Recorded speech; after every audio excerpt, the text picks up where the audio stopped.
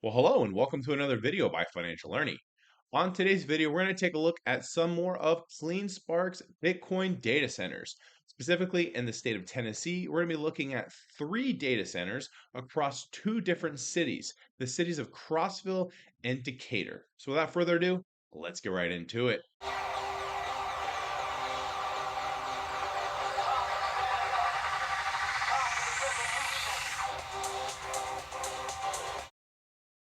All right, and as I mentioned, we will be looking at both Crossville, which actually has two data centers, and Decatur. And we're going to see if these specific sites have what it takes to convert over to HPC or if they are better served to stay as just Bitcoin mining sites. So let's jump straight into the Crossville sites. All right, and looking at Crossville site number one, I did another property appraiser site review, and I was able to find this site. It is in the county of Cumberland, and you can see the owner is CSRE Properties Tennessee LLC. This is one of the many LLCs that you can find in CleanSpark's various 8Ks and even some of their 10Qs. So if you are trying to find some of these properties yourself, there is quite a few of these to look through, so definitely do your own due diligence there. And then the other tricky thing is any of these specific acquisition sites, such as Grid, they don't necessarily always align to these owners. And we'll talk about that on one of these other sites in just a little bit. But you can also see owner number two is listed as CleanSpark Inc. So this one actually, it ended up hitting pretty quickly when I did my property appraiser search. And you can see here that the deeded acreage is sitting at 5 acres. Now, on the left-hand side, you can see even with those 5 acres, there's still a decent amount of room left to continue scaling operations. And I do have a zoomed in feature there. In the less than zoomed in feature at the bottom left, you can actually see that electric substation providing all of the megawatts for this location. So again, pretty good site here. It does look like it's using some of those older air-cooled ASIC miners.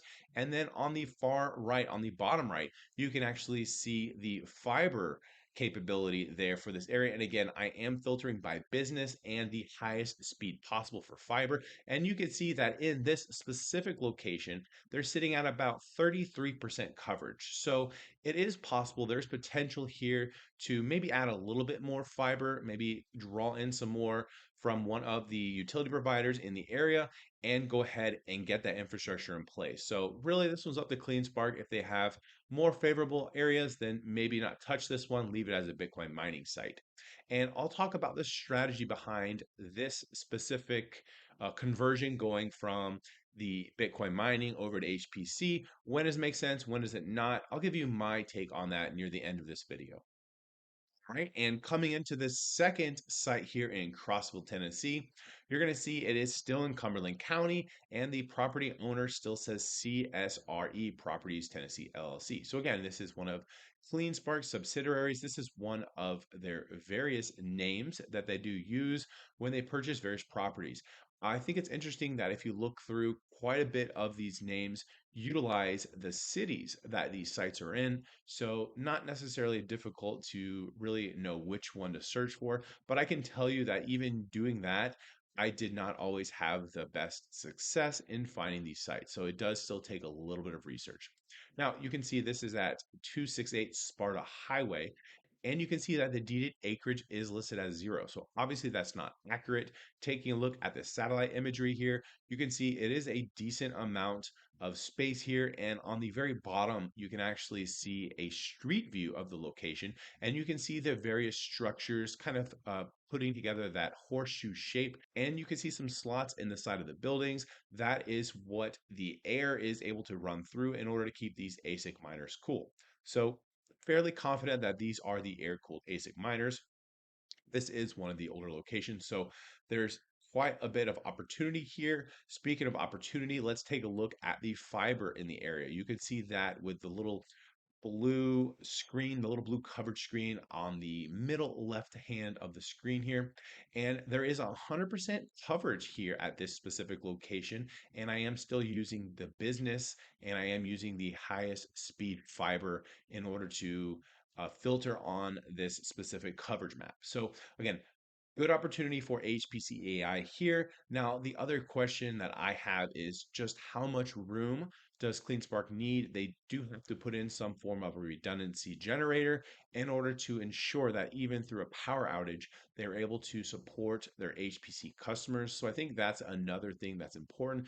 And of course, if they are using the smaller scale, maybe 30 to 50 megawatts, they're not going to need a huge generator, but nonetheless, they will need that. So I think it's going to be interesting to see how CleanSpark starts to get involved with HPC. Will they kind of scale up using these 50 to 100 megawatt sites to really get a better understanding, really build a reputation around the HPC data center, and then they're able to then jump into some of the larger deals, utilizing some of their larger pieces of property or even going for a greenfield. The benefit with a greenfield, as long as there is good power already dropped and fiber already buried, they're able to utilize some of these deployable infrastructure here for the HPC. The Octopod by IntelliFlex is one of the options for quick data center installation. So they can do one of those sites in about 12 months or less. So again, CleanSpark has an option here to be able to jump in on the HPC. And we don't know if CleanSpark's already started discussions and maybe already has a purchase order open for one of these data centers. So I will be interested to see what type of updates we get in the weeks and months to come. Now, they could also just choose to upgrade their Bitcoin miners to go from these less efficient air-cooled ASIC miners to the immersion style air-cooled miners, these 13.5 joules per terahash. So again, CleanSpark does have a lot of options here, and they do have some good coverage here in the state of Tennessee, specifically in the city of Crossville. So let's jump over to the second city that I want to talk about and the third data center for this video. All right, now we are moving over to the city of Decatur, Tennessee. And you can see it actually took me quite a bit of time, about an hour, to be able to nail down this specific Bitcoin mining site. And that's because no matter how hard I looked on the property appraiser site, I just could not get a hit for CleanSpark or any of their LLC names.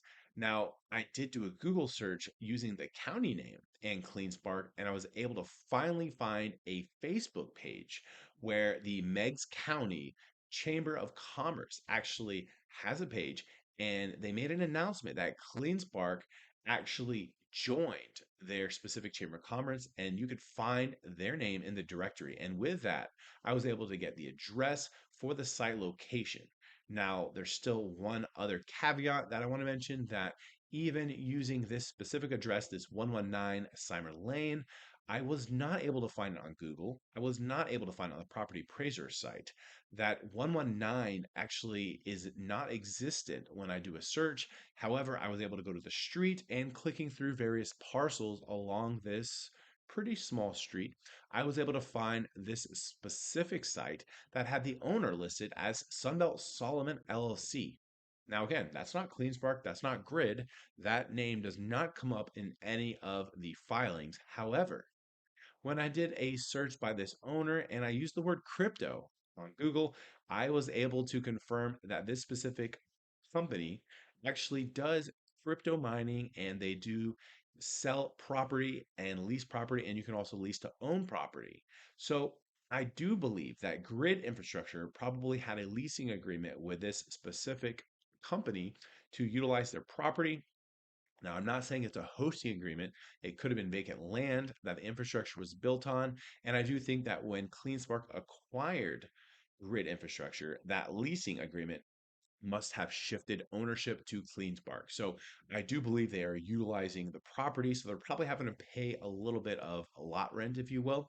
But they do have the building, they do have the infrastructure, they have their ASIC miners all installed at this site. I do believe this is the Decatur site here in Tennessee. Now, if you're a Clean Spark employee and I happen to be right, shoot me a comment. Let me know if I actually got this specific location right, or just send me a DM. Love to hear if I was able to nail down this one or not. And then let's talk a little bit more about the parcel itself. It's a pretty good sized parcel. It's about 8.4 acres. And you can see based on the boundary line, there's quite a bit of unused land here. So, of course, if this is still fully owned by Sunbelt Solomon, then CleanSpark would either have to just outright purchase the land and continue to develop on it, Or they probably could, at minimum, add some more mining equipment, some more infrastructure onto the paved portion of this developed land. So there's still quite a bit of build out available in this specific site map.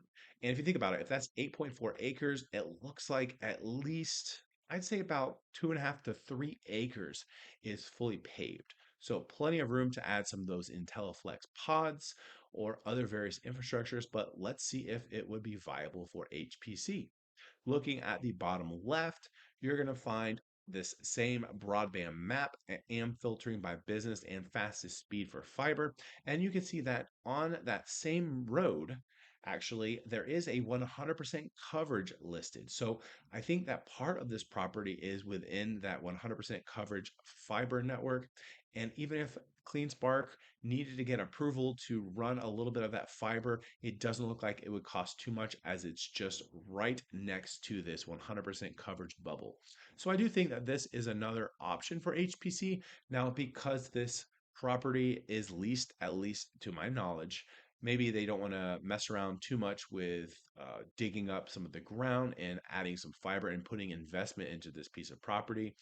But if they did choose to purchase the property, then I think that gives them some more optionality. So we'll have to wait and see what they do with this specific Decatur site. All right. And as I mentioned, I want to give you my strategy before we kind of wrap things up here. I went back to the overall US map. I did want to mention that Matt actually disclosed on one of the podcasts that he was on recently that CleanSpark is going to be acquiring some property and taking ownership in a fifth state for their data centers, whether it's Bitcoin or HPC. So I'm pretty excited to see that. He did say that that news should come out sometime in October. Not sure if it will come out as the same time as the September mining update or if there will be a separate PR for that, but I am pretty excited for that. I hope it's in one of these states that is optimal for HPC compute. I guess we'll have to wait and see.